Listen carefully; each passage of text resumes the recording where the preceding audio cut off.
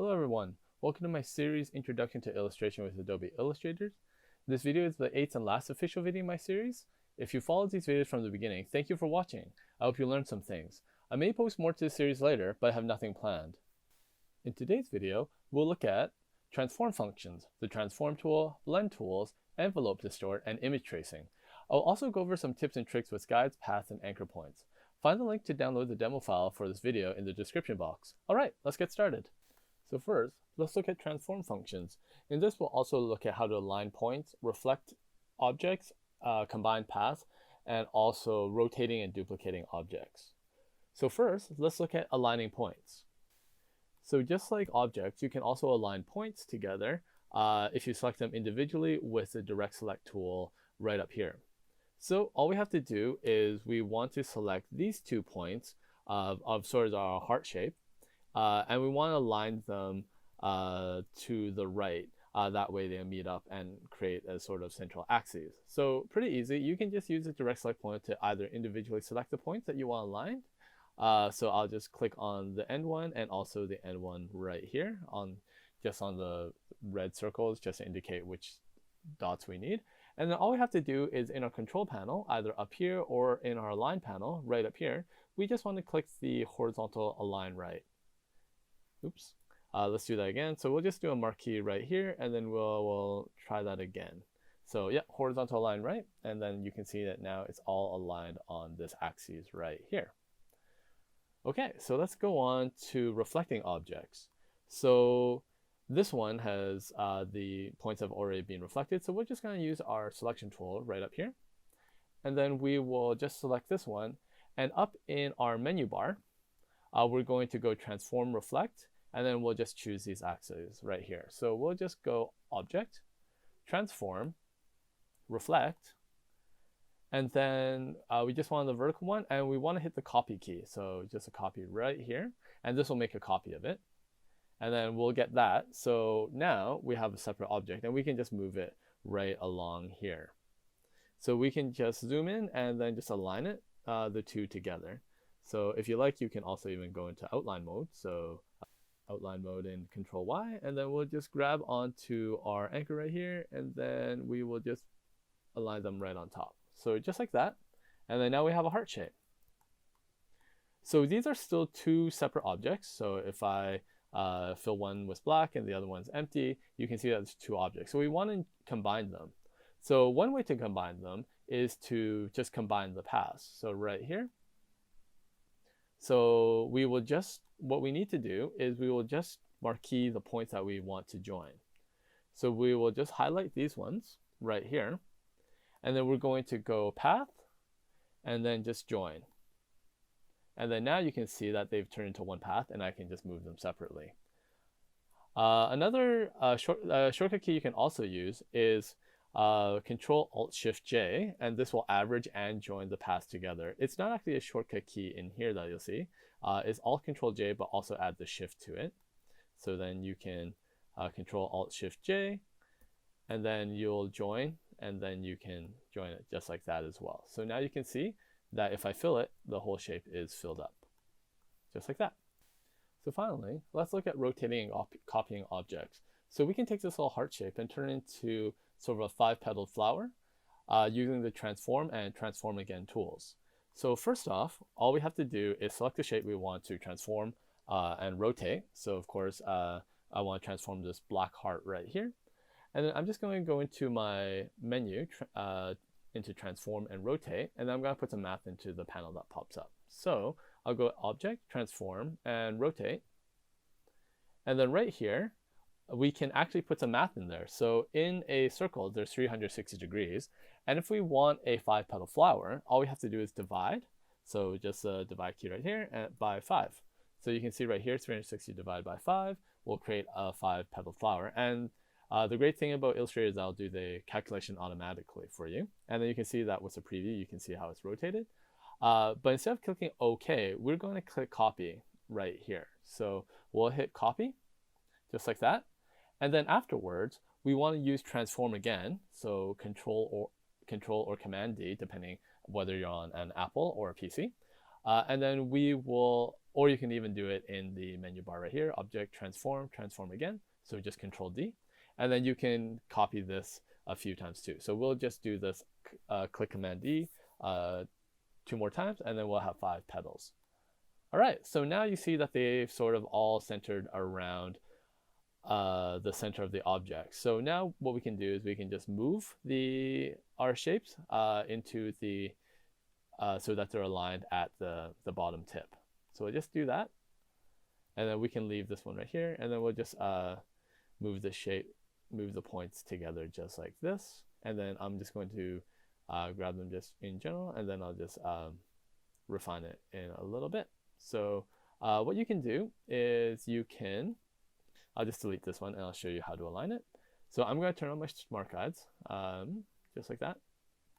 And then I'll just zoom in and go into outline mode. So again, Control Y or outline mode right here. And then what I'm going to do is I'm going to base everything off of my first petal right here. And then I'll just grab the tip right here. So make sure you're holding onto the anchor, and then we'll just drag it until the until the sort of smart guides pops up. So we'll just do that, and then just like that, and then we'll finally do it with the last one right here, and voila, you have a 5-petaled flower right here. And then if you want to, you can even fill it with some colors. So we can just fill it with green, so then you can kind of see how it all looks. All right, so let's move on to the next bit. Let's now take a look at the transform tool and editing colors. So we just want to use these 2 techniques to create a bit of variety using the same shape. So first, let's just take a quick look at the free transform tool. So we're just going to click on the object that we want to distort and transform, and then we're just going to click on this free transform tool right here. So if you click it here, then you'll see that there are a bunch of options. Let's just keep it on the free transform tool first. And then we can pretty much just go like this. So you can size it just like you would normally, hold shift to keep everything in proportion. Or you can even shear it. If you sort of scale it on the sides, then you can go shear it up and down, and maybe a little bit to the left. And then of course you can always rotate it and then make it a little bit smaller, just like that. You can also use these 2 options right here to either change the perspective, so then you can squish both sides a little bit like that, or you can shear it just individually just by moving little points just like that. So this one's a great one to just really play with your images and give it a little bit of depth.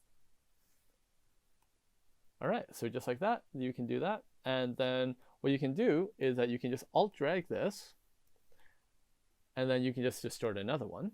So just the same as we did before. And then maybe we can use this alt drag, and then we can create a little bit of variety, just like that, and then give it a little bit of a rotate. Whoops. Go back to the free transform tool, and then just like that. And then you can see that we can start building a little bit of variety around everything again. So yeah, and then if you want to, you can use the reset bounding box, just as I did right here. Object, transform, reset bounding box, and then you can reset the sort of transform all around it. So just like that, and then yeah, we can do it again. Alt drag, let's do that again.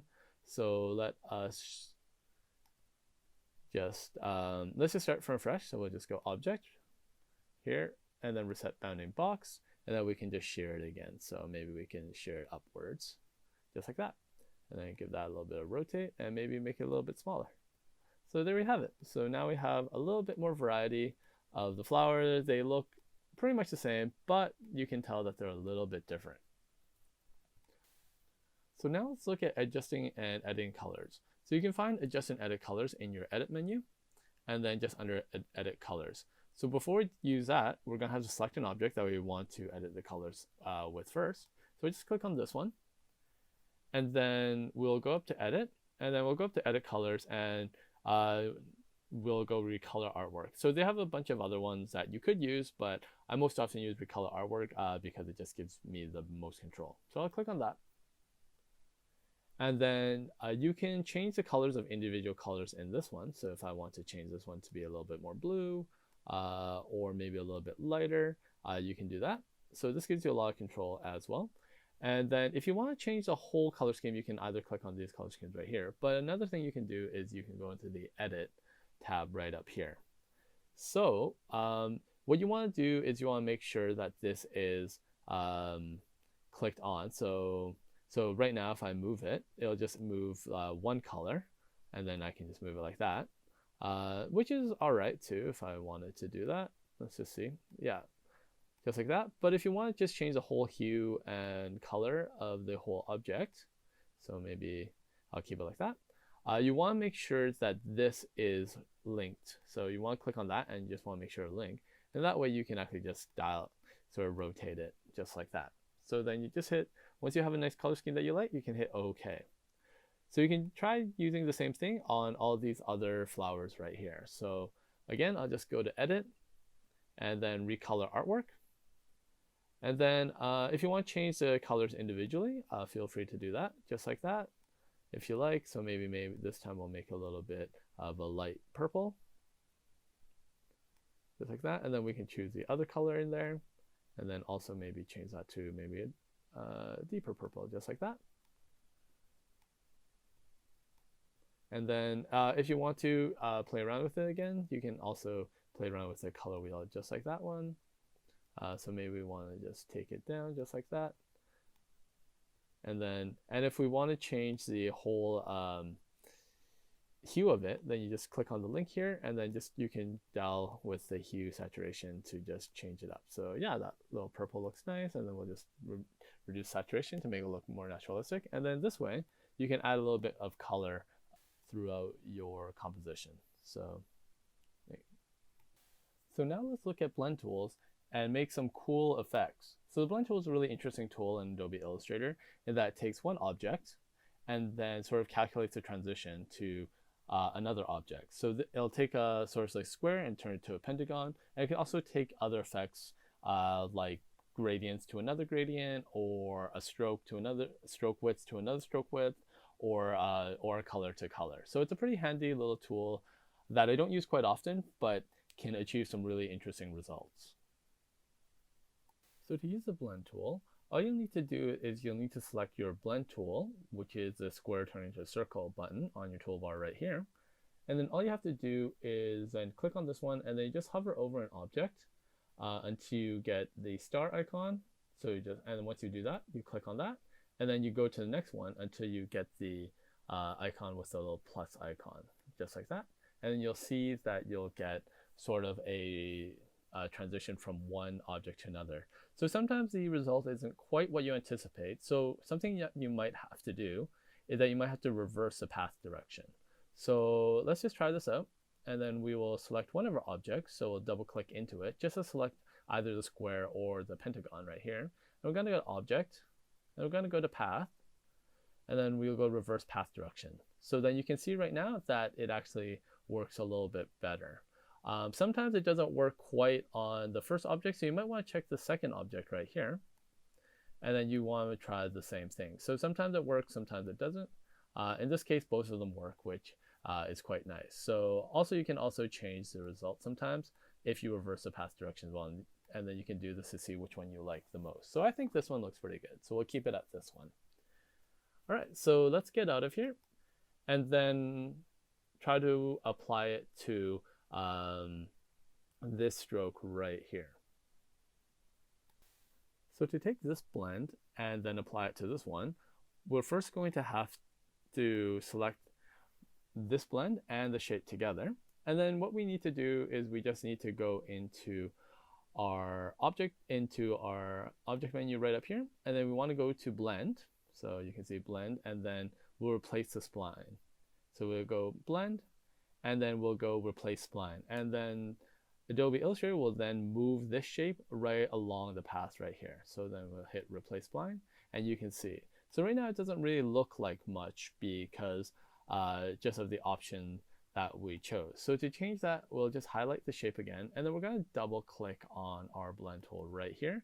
And then right now it's on smooth color, and that's not what we need. So the one that I most use often is specified steps, and this gives you a little bit more control. So generally with a shape this long, the maximum amount of steps that it can have is about 1,000, but you can just click on the up key up here just to see the effects. So you can even see around 700-800, that's already looking pretty good, and you really get the sense of that three-dimensional effect that happens, and then it's just twisting around. So 1,000 is just as much as you can go, so I'll just choose 1,000. You can also change how the shapes align to the path. So right now you can see that they're not really curving with the path, but we can click on this one and see how that changes. So you can see here that it kind of rotates with it. And then you can choose which effect that you like the most. So I think I'll use the original one right here. And remember to just have preview click just so that you can see the change. So I'll hit OK. And then that looks quite interesting. But we can try changing the qualities of this, of the two objects at the very end. So we'll just double click on there, and then we'll just change from one object to the other. So right now, let's just go into our swatch panel, and then let's just change it to maybe this gradient right here. And then at the end one, we can also change it to the same gradient right here. And then let's just adjust it a little bit. So we'll just go into our gradient panel right here.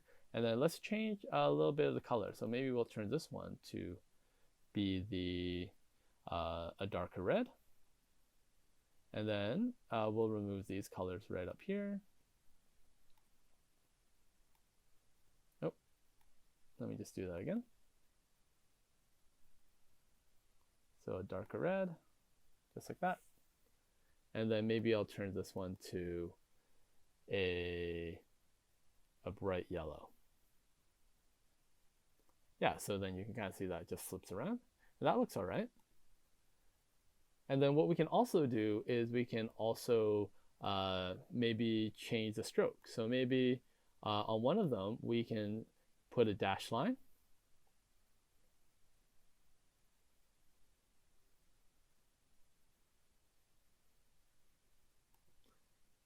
And then on the end one, we can actually just get rid of the stroke. All right, and then maybe we can change the stroke to be white. Yeah, that looks pretty interesting.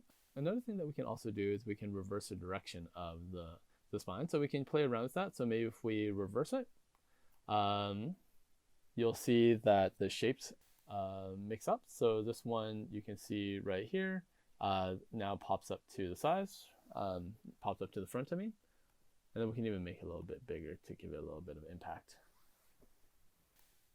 And then another thing you can do is that you can also just reverse front to back, and that'll also change the way the path is rendered. So another really interesting technique that we can use is envelope distorting. So you can also use this in a way to also create some interesting, cool effects. So to do this, all we have to do is go into our menu, and then we're just going to go to Object, Envelope, Distort. So before we do that, we'll need to select an object first, and then we're just going to click on Object, Envelope, Distort, and then we're going to use the Make with Mesh one first. Make with Warp gives you a bunch of options that you can play around with, but I personally think the fun one is to distort it using a mesh, and this gives you a little bit more control. So what this will do is we'll divide your make a mesh with 4 rows and 4 columns. This is pretty simple, so I'm going to probably have 4 columns, but I'm just going to reduce it to maybe just 2 rows. So I'll hit OK, and then it'll make a little mesh for me. As you see, that's 4 across and 2 down. So from here, we can just use our direct select tool and then just distort it. So you can go up, down, and then you can kind of make it look like a flag if you like. And then you can even drag out some areas to go a lot longer.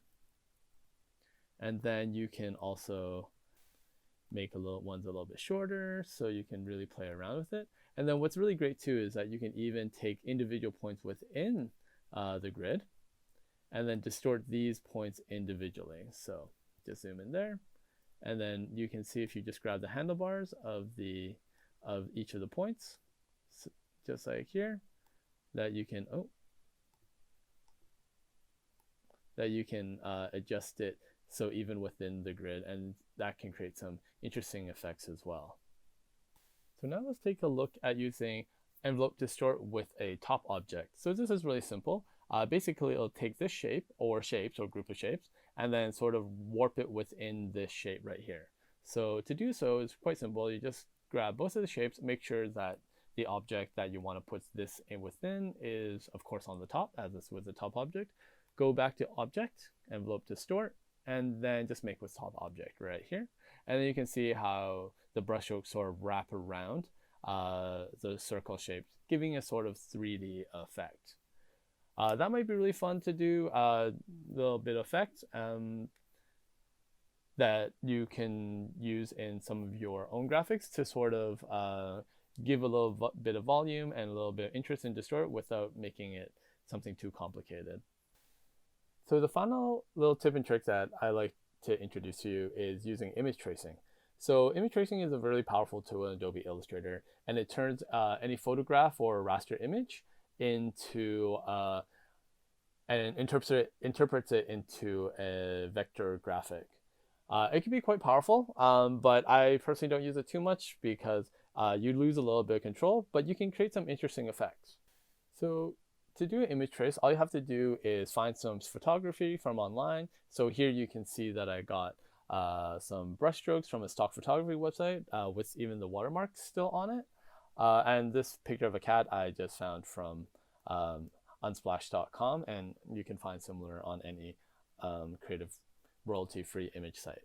So really simple. As soon as you put in any raster graphic into Adobe Illustrator and you click on it, immediately in your control panel, you'll get a little bar up here. And then what you want to do is you just want to click on image trace. So image trace then will automatically turn all this into a vector graphic. There's different little options that you can choose from. So if you click on this little window right here, and it'll open up the image trace panel. So the default one is one I most often use, and you can use this one to sort of use to extract textures like these brush strokes right here. There's other options that we'll explore in the next photo. So right here you can see that there's a little bit of the watermark still left over, but maybe if we increase the threshold, which would just make it sort of darker values will then turn into black, then you can kind of remove it. So you can see here that this actually looks pretty good. So maybe you can play around with it a little bit more, but I think that looks quite good. Just like that. Oh, that looks quite nice right here. And then there's other options to also play around with, but I think this is sufficient. So I'm just gonna close this window. And then what I wanna do now is I wanna expand it, because right now it's just sort of a filter and effect that's being put on the image. But to turn it into a vector graphic, you're gonna have to hit expand. So once you hit expand there, it'll expand what we see into a vector graphic. So we're not quite done yet, because you'll see that it's a group of objects. And if we double click into this group, so entering the group, you'll see that there's two colors. So then there is the white object that surrounds everything. And we don't want this one, and we don't want any of the whites that are inside these little points right here either. So we'll just use our magic wand tool. And then we'll just select all the white here. And then you can see that select everything inside. And we're just going to delete that. And from here, we have a bunch of different sort of brush strokes that we can use to, say, make a brush or use in our illustration. So I'll just walk you through how you can turn this into a brush. So I'm just going to select maybe one of them. So maybe I'll select this longest one right here and just draw a marquee over that. And then I'll open my brushes panel, and then we'll just drag that into here. And then we're gonna make an art brush. So we'll just hit art brush and we'll hit OK. And then we'll just leave it all in there. Maybe I'll just call it ink brush. And then now we have one made. So from here, I will just remove all these, and then I'll just make a little bit of a path, and then we can see what the brush looks like, just like that. And I'll just switch up the color, and then just apply a brush to it. So now you can see that you can make your own brush like that. This one doesn't look that great because it's a pretty short path, and I've a short brush, but I put it over a long path. But if you see that if I shorten the brush, it starts to look a little bit nicer, just like that. So, so that's one way you can create your own texture brushes, for instance. Yeah, so that looks really great. So now let's take a look at turning this image of a cat into a quick vector illustration. So again, we're just going to click on the image right here, and then we're going to click on image trace, and then it'll load up some of the options. And you can see on default that we have sort of a black and white illustration right there. But I don't really want something so simple on this one. I want sort of a limited color scheme. So what I'm going to do is I'm going to change the the preset, into a simple 3-color illustration. You can try the other ones, but some of them take a little bit more time, so I'll just use a more simple one. So now we see that we have a simple 3-color illustration. Honestly, to me, that looks quite good. You can change up the number of colors and all this stuff right up here, but I think I'll keep it as is. I like how it is right now, and then I'll just edit it a little bit later. So just like before, to actually turn this into a vector graphic, we're gonna have to expand it. So we'll just hit expand, and then that expanded it for us. And then you can see that's all grouped together. So I wanna add a little bit more contrast in here. So I'm just gonna double click into the shape right here, and I'm just going to turn this darker brown into black. So I'll use my magic wand tool, and I've entered the group, so I've double clicked on the group already. So we want to go into the group of shapes, and then we will just do so by double clicking on it to enter the group. I'm going to open up my swatch panel right up here, and then I'm just going to select all the darker gray right here, and I'm going to add a little bit more contrast to it, and then I'll turn this black. So already you can see that's quite nice right here. Now if you want to sort of do a little bit of adjustment onto into the sort of the auto trace result, a fun thing you can use is you can use the knife tool to sort of isolate some shapes. So I'm just going to zoom in into here, and I'm going to enter the group again, and then I'm just going to select the shape that I want to sort of cut out. So in this one, you can see that everything's sort of divided here all around. So actually, I'm just going to select all the sort of lighter brown shape, and maybe I'll just even turn it to a bright brown right here. And then I'm just going to go underneath my eraser. If you don't see the knife tool, it should be under your eraser tool or one of these, and then you'll have a knife tool. So we'll just take that one, and then we'll just kind of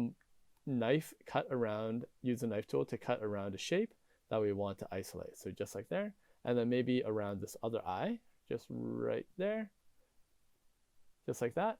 And then we're just going to use our direct select tool, and then we're just going to select the shapes within. So you can see that cut right here, and I'll just turn that into yellow. And then if you want, you can even do that again. So we'll just select our yellow shapes right here, and then we'll just use our knife tool to make a few highlights. So I'm just going to cut, around there, and then I'm just going to cut around there. And then I'm just going to select off of it, and then select the white parts right here, and then we'll just make that white. So yeah, here we have a very simple limited color image using the auto trace tool in Adobe Illustrator. All right, so that is it for this video. I hope you found it helpful and has inspired you to do some interesting things in your illustrations. That's it for my series. Thanks for watching. Let me know if there are any other things you would like me to create videos for in the comment section below. So thanks again, and I'll see you next time.